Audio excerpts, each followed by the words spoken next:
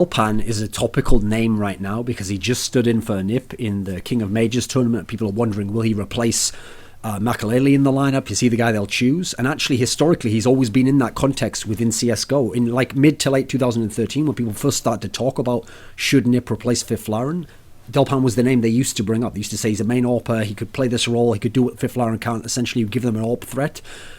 It was only later, in 2014, that Olaf M was in the mix, and then later Makalele, obviously, and then he eventually got picked as the player to replace him. But Delpan, you have to start, before you talk about his pro career in 1.6, with his cheating problems. That's what surrounded his career initially. And people used to think he cheated because he did cheat. If you watch those videos, it's fairly obvious he was like wall hacking, as far as I could tell when I watched them. Looked fairly blatant to me. Online games and cups, like, yeah, the circumstances added up. But in 2009, in the middle of the year, he came along at this Inferno on Live 4 finals, this league, and he managed to beat Threat's H2K team, which had like Crystal, had Face in it. He managed to place ahead of the SK team that had Valle, had Zet, had Robban in, these great players of Swedish scene. And then that team, that was even considered a fluke. But even then, you could see his opening was crazy just from that one tournament. But everyone thought, okay, that's a one-off. That won't happen again. So then the team went under the banner MYM. That's who picked them up. And they got Zet. Zet had been kicked out of SK because he was on a slump. His level had gone really down. He wasn't the insane player he was in 2006. He was fairly average for a pro at that point.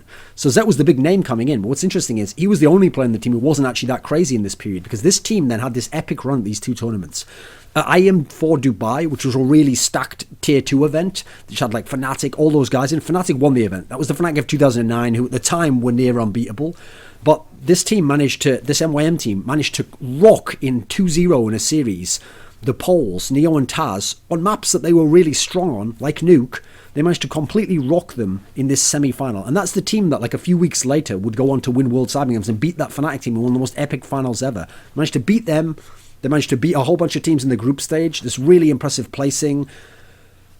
Then everyone thinks, okay, wow, what an amazing tournament. And that tournament, particularly, Delpan was insane. Like, the speed and accuracy of his firing was really crazy stuff, like highlight movie type shit. Especially, I remember there was a Dust 2 game that was just unreal. Now, you go beyond that. You go into this tournament at DreamHack Winter, which, again, it featured Fnatic, it featured MTW, it featured all these great teams. I didn't have the polls at that one, but it featured all these great teams at this tournament. And MYM actually managed to win the tournament. Now, part of the reason why they won it is they were on the easier side of the bracket, and this MTW team with a ringer, they had, who was it actually? I forget the name of who the player it was. It wasn't Arcadian, it was the tournament before that when they had someone. Yeah, I forget who it was.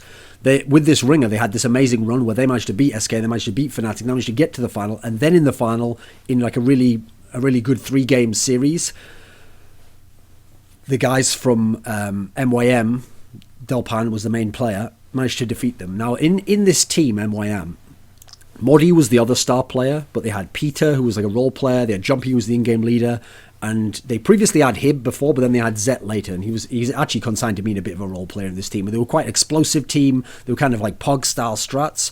Now, after those two great results, in 2010, they dropped off actually quite heavily. Each tournament they went down, they kicked Modi because of like problems there, and he was one of the star players, then they went down in level.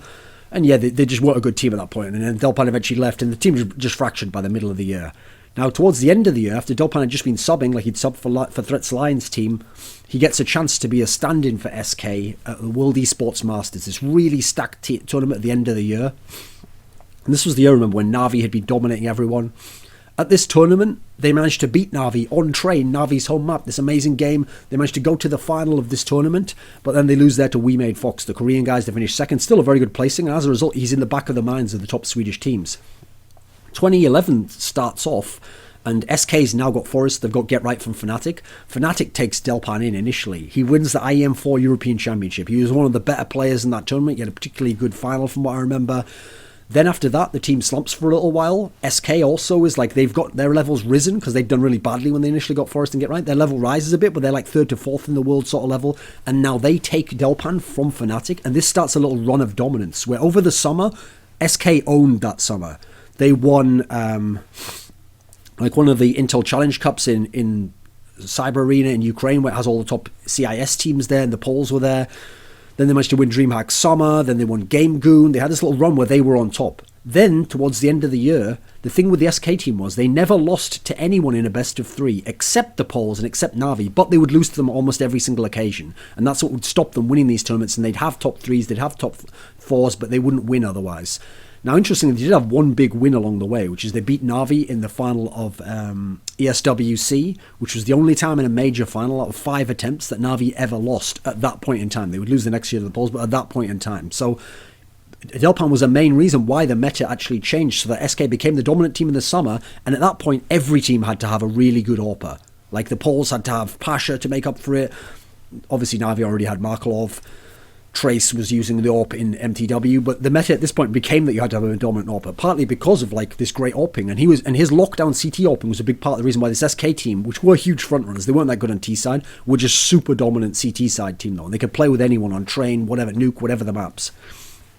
Going into 2012, first tournament of the year, they make it to the final, IEM Kiev, they're going to play Na'Vi, wow, are they going to beat them this time? No, actually, they lose to Na'Vi, and everyone plays terribly. Delpan's the only one who plays okay in this final, but they get utterly crushed in the 2 maps.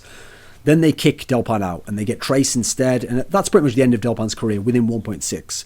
Then you go into CSGO. Now, he's around, sort of, but he never fully dedicates himself. He gets to play in this Lemon Dogs team. That was, like, okay, and they managed to get a map off NIP when they played in this one of the SVE Cups, Swedish Cups, in, like, the summer of 2013. But that's about it. That's the only real accomplishment of note. Then you go into DreamHack Summer 2014. He played in Lemon Dogs there, which had a pretty crap group, to be fair. And they got into the round of 8, but then they just bombed in the first round of 8 game. It didn't really matter. So nothing particularly of note to talk about in CSGO, aside from the fact he was always brought up because of his fame in 1.6 and this one good where he took a map off NIP in CSGO. People always talked about him like he should get a chance and he should be able to replace Fiflaren if they remove someone. Now, as his skills in 1.6, he was a very dominant AWPer. He was the classic style of AWPer, who's the slow-moving, aim, and go for accuracy, as in don't just take the fastest shot, take the shot you know is going to hit. And he was like, he wasn't slow though, he was halfway between the really fast guy and the guy who always hits. He could hit very high hit rate, but also reasonably quick. Now, he was good when you lock him down. You just put him in a position, he'll watch this position, he'll kill everyone who comes to that position.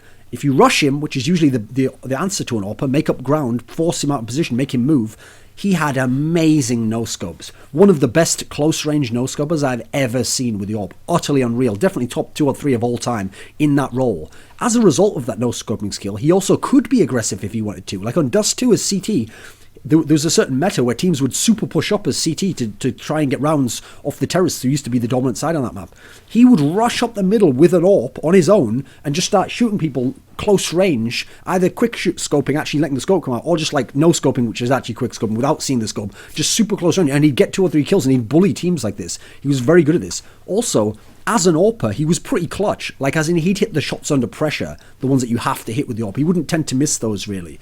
Now then, he wasn't super clutch as in he didn't run like 1v1s and stuff, but he was super clutch in terms of what you wanted from the AWPer. So it's true in 1.6, for the last like sort of 2 years of the game, he was an elite level AWPer. He was definitely a top 5 AWPer. I'd say towards the end, he was a top 2 or 3 AWPer. He was really, really good. In CSGO, he never really managed to get to any sort of status like that. He was good at times. He'd have a good game. He'd have a good tournament. He was never close to a Kenny S type guy. He was never close to an elite level Swedish player. So I can see why he didn't get picked up, why they didn't give him a chance. And he hasn't rededicated himself. He hasn't decided, like, I'm just going to slave away on a lesser team and make it so that you have to take me because I'm doing so well on these teams that you have no choice to. He hasn't really done that. He hasn't done what Olaf M and Crims did, etc., working their way up the ladder. He just kind of waited to see if he's going to get a chance. Now, I still think he's a good player. I think if I hadn't have seen what Makelele had done in NIP, where he's had some good solid games and been a decent part of the team, I would have said that actually, yeah, it's fine to take Delpan over Makelele if you wanted to back before the last major. That's a similar sort of risk.